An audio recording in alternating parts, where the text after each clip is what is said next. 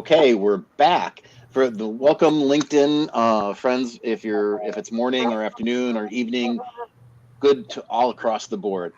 We had actually started talking maybe about 10 minutes ago, and the live wasn't running. Even though we went live, we didn't really go live. So my guest here, Stephanie Urbina and Jerry Pajer, her husband, have been so gracious to say, "Hey, it's okay. Let's just start it over again." So that's what we're doing. I want to welcome you guys again. We're here to talk about your new book that's been out for a couple of weeks now, Sacred Rebel. We had you on I had you on a couple of weeks ago when you guys first launched it. I have the book. I love it. In fact, I have to say it's even better than your first book. Um, amazing stories that just kind of touched me here, right? And stories that gave me goosebumps, right? And made me think. So I got to ask this question: what led up to this? Coming up with a second book, what kind of drove you to that, or how did you come to that need to write that? Well, we just, just to backtrack, I had the opportunity to write on a book with Brave Healer Productions, and it was called Sacred Death. And I was one of the 25 authors. And I was so moved by the experience and what happened in me and what happened in that community online. This was still almost at the tail end of COVID that I reached out to our publisher, who we're all going to get to meet, Laura De Franco. And I was like, Jeremy and I lead these pilgrimages all over the world. And could we possibly partner with you to lead a journey with 25 authors? I mean, can you imagine? 25 authors went on a journey in the pyramids of Teotihuacan, one of these power places on the planet. What would happen? What we would write? And she said yes. And so that's what we did. We did that last year with turning pain into passion and purpose. And the community, the tribe, the what we witnessed in each other, what we walked through, what we cried through, what we made peace through, what was alchemized in our hearts and in our lives, individually and collectively, is what came through on that book. And so, it did amazingly well. It went number one in 9 categories in Amazon, was the best-selling book for our publisher. And we're like, we have to do this again. And so, here we are, the Sacred Rebel, Shaman Heart, Sacred Rebel. Awesome. Yeah, it's an amazing book. Jeremy, so when we talk about journey, right? And going to these sacred places, it's more than just touring them, right? It's a journey of the mind, it's a journey of the soul, right? Yeah, absolutely. I mean, we were just on a call last night with our Egypt trip, and trying to say this isn't a tour. This isn't an opportunity where we go, and of course we get to go to some of these sacred sites and these sacred ruins, but we begin, and the whole process is a journey of transformation. It's a journey of diving into, we say, laying your heart on the altar, like bringing forth and stepping into more community, more connection, more love, more grace, and more freedom, ultimately. And the books are really powerful, and it's kind of like a trifecta. We go on the journey, and that's a journey of transformation. And then each person goes out, and they write, and that becomes a whole journey of transformation. And then we release the book. And like this book, especially called Sacred Rebel, is about stepping into our sovereignty, stepping into owning our message, or our medicine for the world, we like to call it. And so it is a beautiful process through the whole 6-month journey of each person really stepping in more and more into who they are, and having Laura will say this, be brave enough to put your words on paper. And one of the biggest things we love to do with all the stuff that we're doing is really helping people find their medicine or their message. We don't need another 25 Jeremy and Stephanies. We already exist, right? We need a Bob, we need a Tina, we need to bring what they're, and that's the thing with a book like this. Those stories are going to connect to the people that most need to hear each of those stories. Like you said, there's stories that probably stuck out to you because all of our lives are a little different. All of our journeys into sovereignty are a little different. And well, that's been the most exciting thing now, is just getting all the emails and the messages from people. And they're so grateful because they resonate. They see themselves, they hear themselves, they feel themselves in these stories, and they don't feel alone. You know, that's the thing. We're not alone. All these things are the human experience. And Yeah. so it's exciting. Yeah. And I was, with the first book, I was really touched by how connected I felt with a lot of the stories that were in the first book, even more so with the second book. Right. It's one of those books that you just can't put down. And I want to impress upon everyone too. You don't have to be in some type of crisis to really gain something from this type of book, right? And you could be from whatever faith, whatever background possible, and I'm telling you, you're going to connect with something in this book. That's how amazing it is.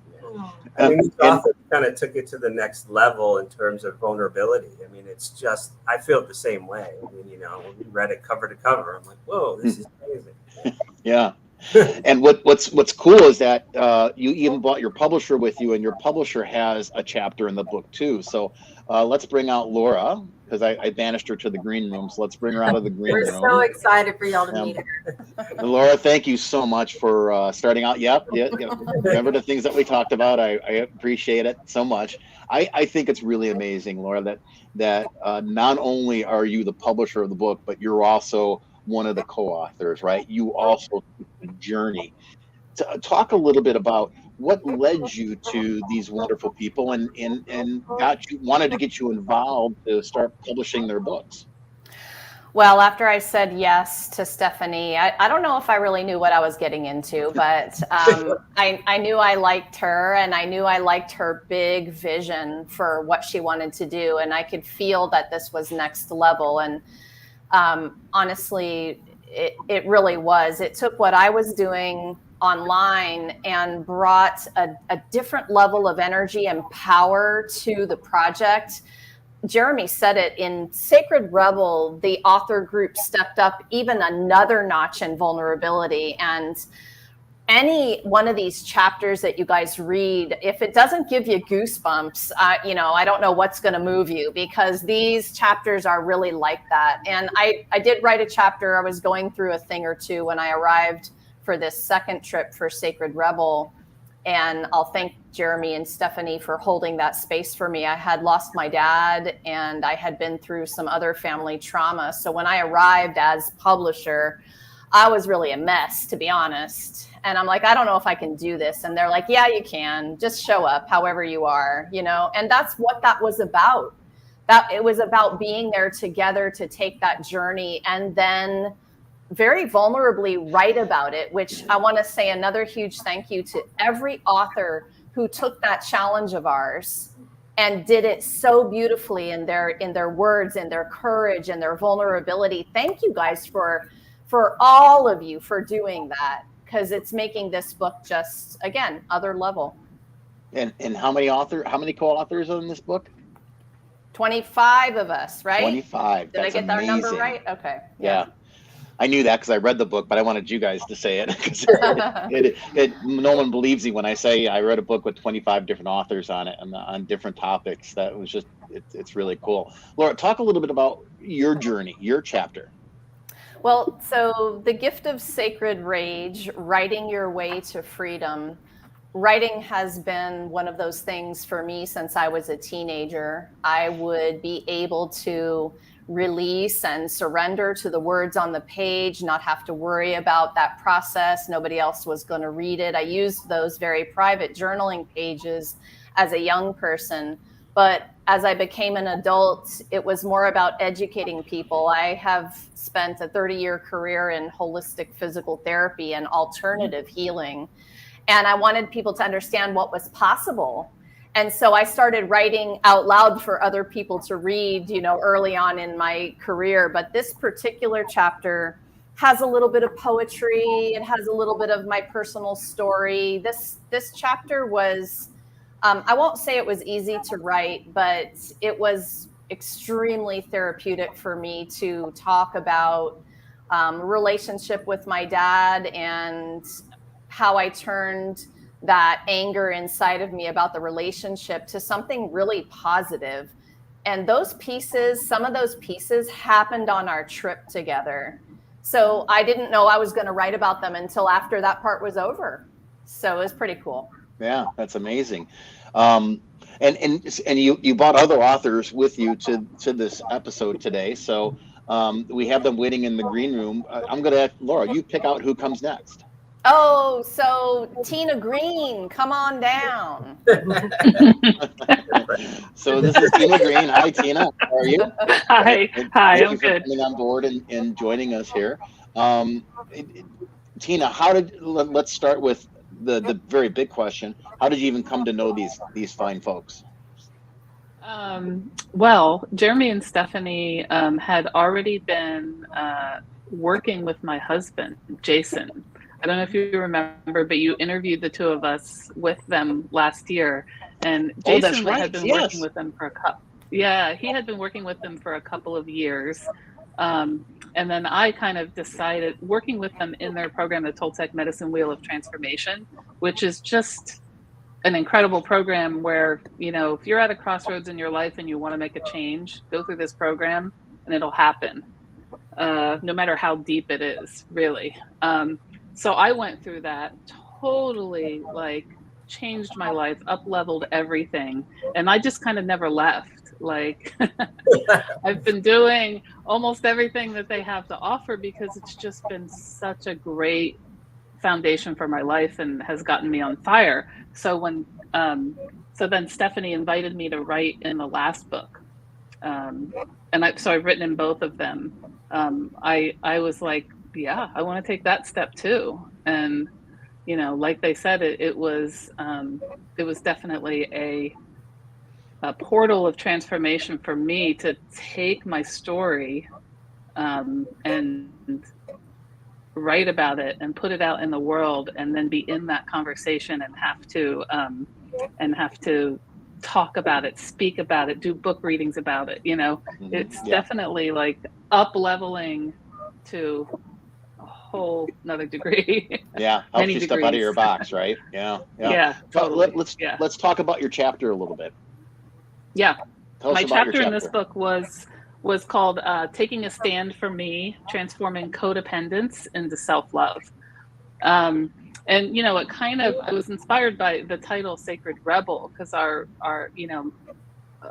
for a lot of us, our rebellious years are our teenage years. Mm-hmm. So my chapter started out in my teenage years, in the process of my parents divorcing and all kinds of dysfunction happening in my life. And I went punk. I was part of that 80s punk scene.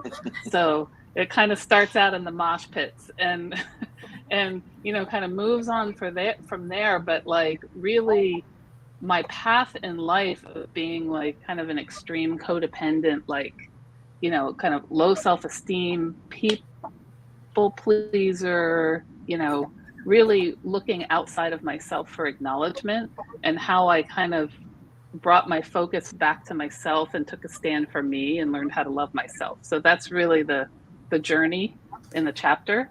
Mm-hmm. And I did that through working with Jeremy and Stephanie's organization, Freedom, Folk, and Soul, primarily. I mean, I've had my own path along the way, but really where I crossed the bridge was on this path.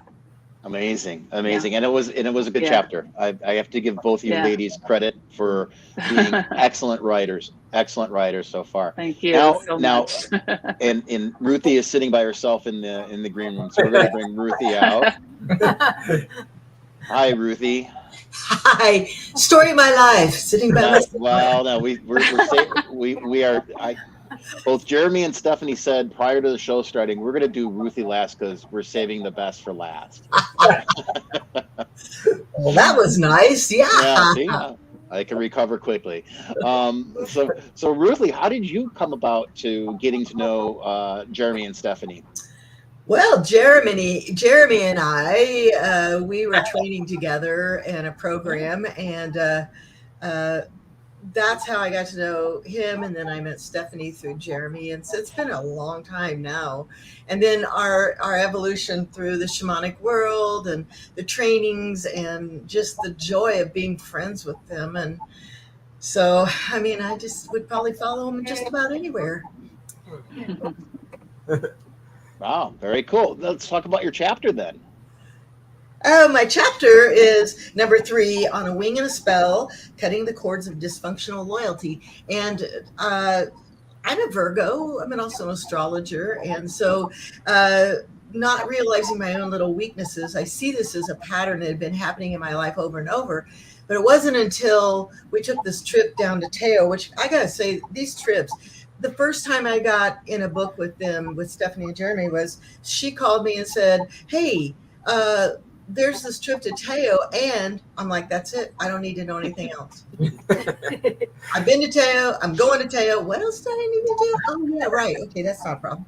So the trips are phenomenal. The process is amazing. And so anyway, down there, I always have an idea of what I want to write. I am an author too in other ways. But it just hit me about dysfunctional loyalty. And I am, as like I said, a Virgo, I am so loyal to people to a fault. I don't even realize it until later. And the story I wrote was one that was hard. It was my first, very, very first real spiritual home for 15 years. And I could barely put the words to the paper.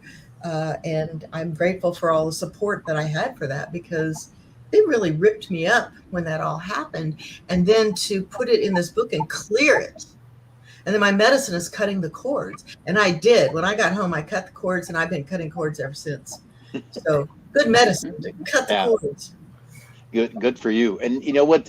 So I want everybody to realize the common theme that you're hearing, the common string that you're hearing amongst these authors here is not really about the pain that they came through, but the strength that they developed, the connections that they made, which is just amazing, because you all sound very powerful right now. And I think that's in no small part to the journey that you've had to get you to that point, right? So I'm going to have you guys step out of your box a little bit more.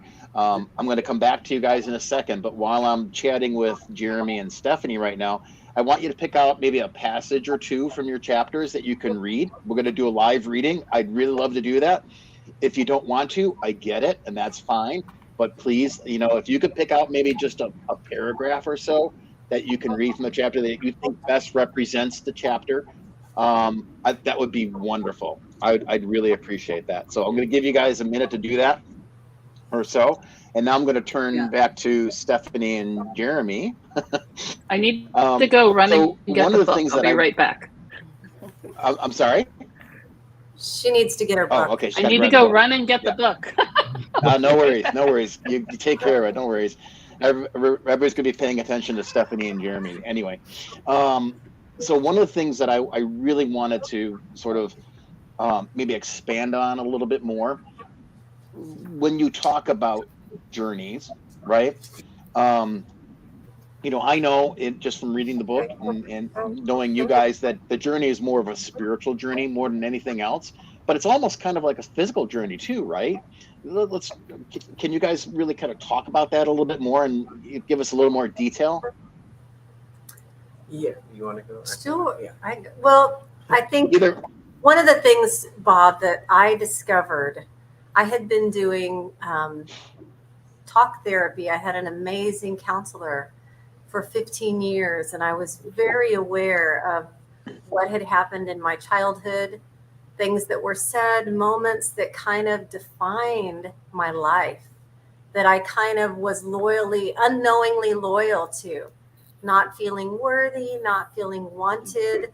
And it's like, again, Jeremy always says, our parents, we came by it honestly. They came by it honestly. The problem with our parents is they had parents. Yeah. So this wasn't about blaming, but it was like I was very aware of the hurt, and I could not, I couldn't change it. I couldn't, and until I found these kind of healing ways, these journeys, these experiences, because what I discovered and I believe is that our mind will forget things, but the body remembers everything, right? So everything is stored in our body, you know?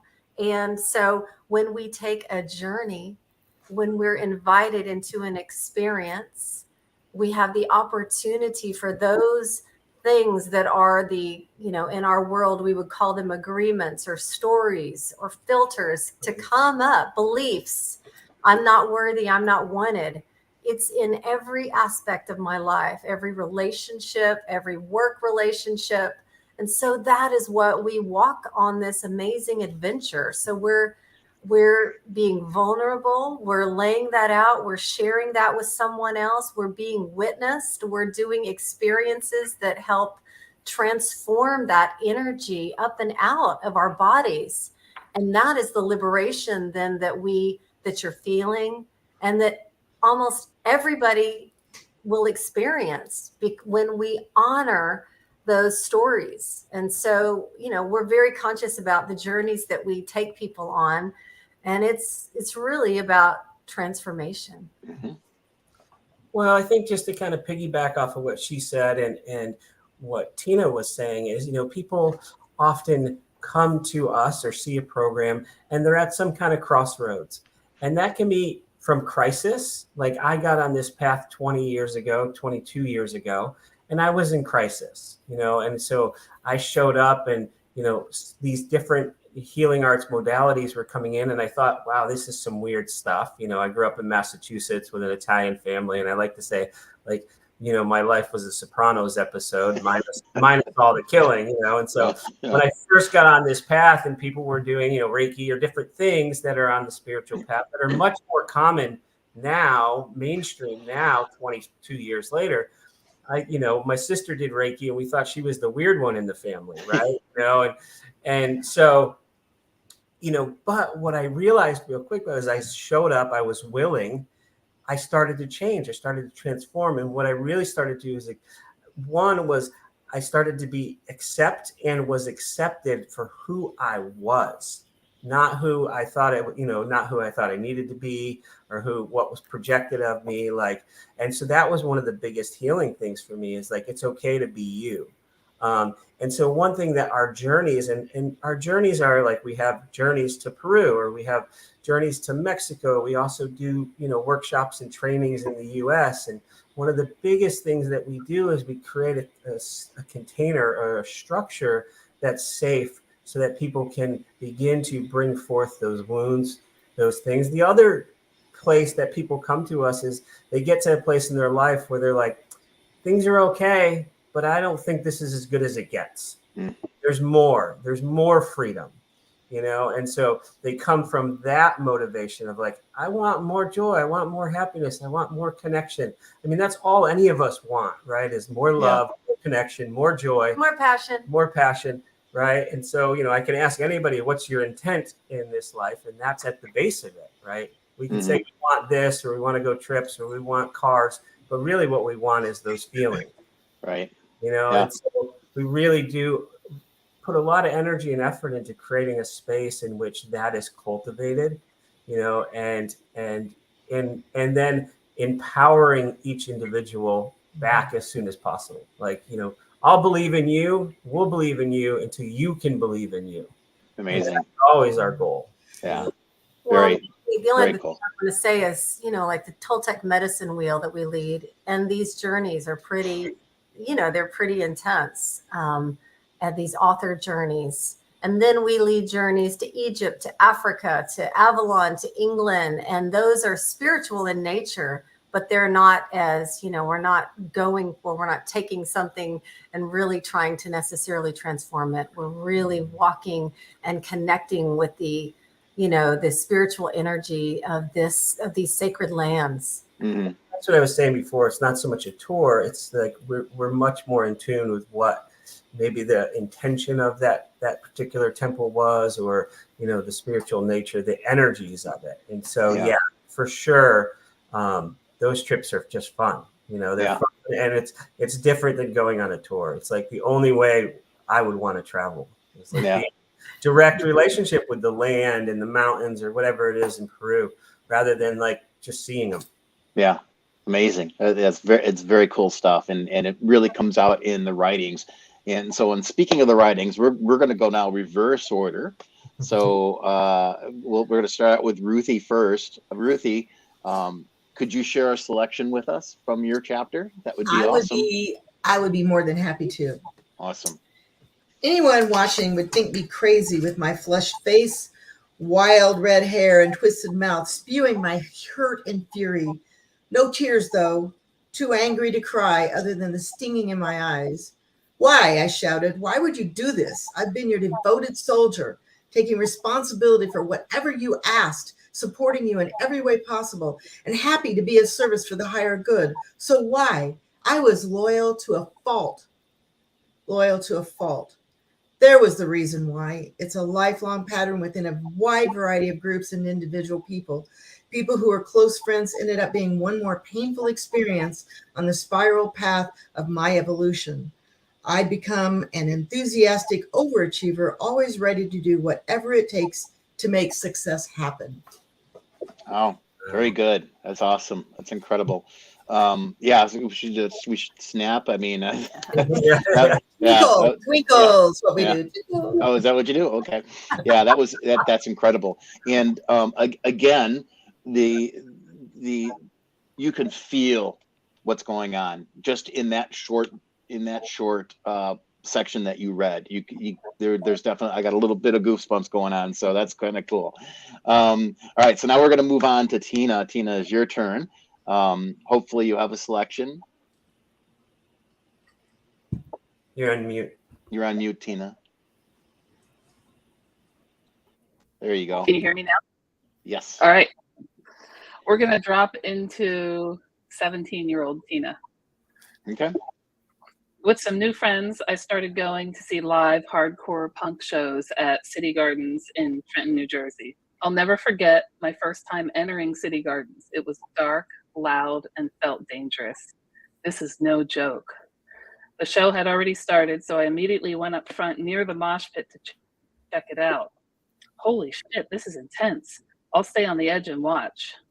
Angry, young, sweaty, shirtless teenage boys and a few girls were slamming into each other to the driving beat of the music, with arms flailing in front of them and some bodies careening out of control. They were a moving amoeba of youth freely expressing their rage. I watched for a while as the adrenaline rose in my body. This is crazy. I want to get in there, but I'm scared. No way. Just then, a stray body came hurling my way and slammed into me. I slammed into the people next to me and was sucked into the mosh pit. Oh my God, shit. I was shocked and, strangely enough, smiling, and I unconsciously allowed myself to be slammed around in the pit. My mind turned off and my senses were alive. I was making eye contact with the others in the pit. It was a primal experience where I acted out my rage with others, but no one got hurt. Somehow, we all looked out for one another, catching and protecting. I felt no fear. Then all of a sudden, the lead singer of the band dove into the crowd and he was hovering above me. There was no thinking about what was happening. It was all in a few moments of ecstasy. About 8 of us, covered in smelly sweat and adrenaline running high, caught the lead singer and held him up while he was singing.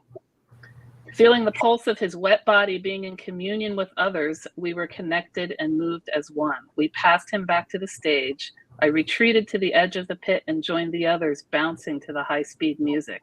Adrenaline was pumping through my veins for the rest of the night. Oh my God, that was so awesome. I wonder when the next show is. The mosh pit was my form of intimacy for the next 2 years. I was free, I was in contact, I was alive. I can look back and see that this was my medicine. Amazing. That was very good. Now I have to say that I really connected with your piece because I'm a child of the 70s.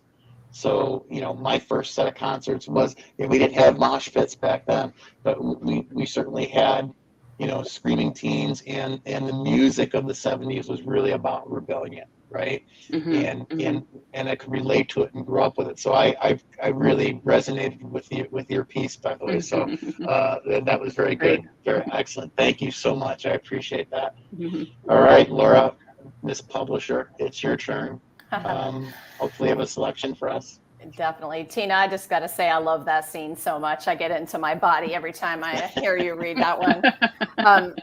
You guys, when I went down to Teo with these guys the first time, we stayed at the Dreaming House. And the Dreaming House was just a place I fell in love with. And so in Sacred Rebel, there is a poem after my chapter by me.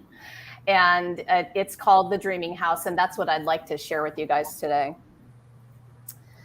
Beyond the azure walls, the ancient pyramids stand guard.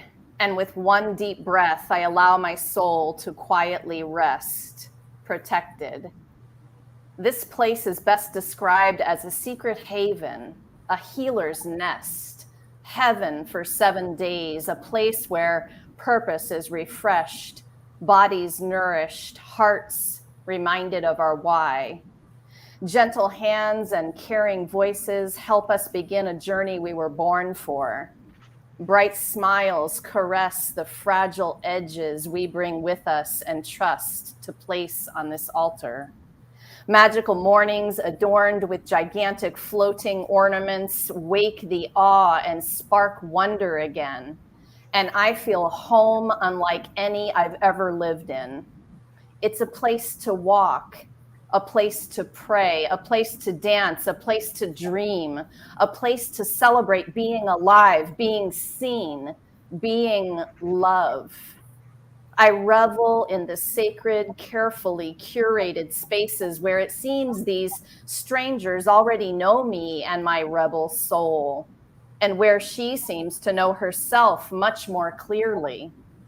Each paint stroke, each wood post, each color or crystal chosen, each stepping stone placed in hopes we'd notice that the miracle of the dream is right here, now, wherever we are, wherever we land, wherever we stand and claim our divinity. Thank you, Dreaming House, for every special way you guide me back to myself. That's the Very good.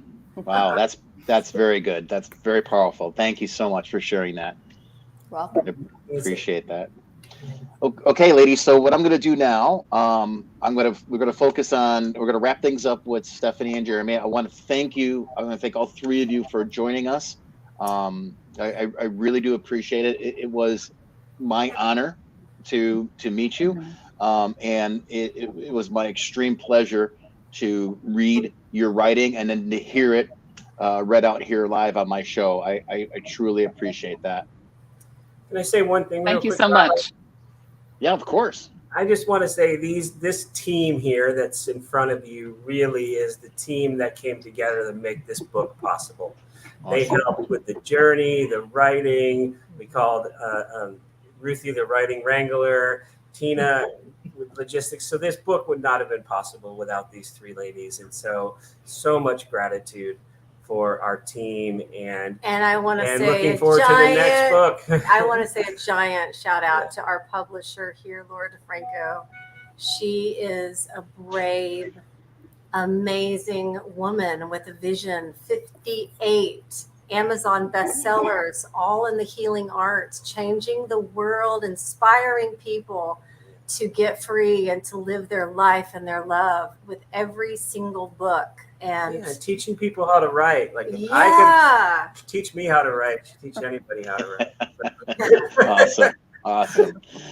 Well, that's high praise indeed, guys. And again, I want to thank you too as well for being on the show and allowing me to share you with all three of my channels between Facebook, LinkedIn, and YouTube.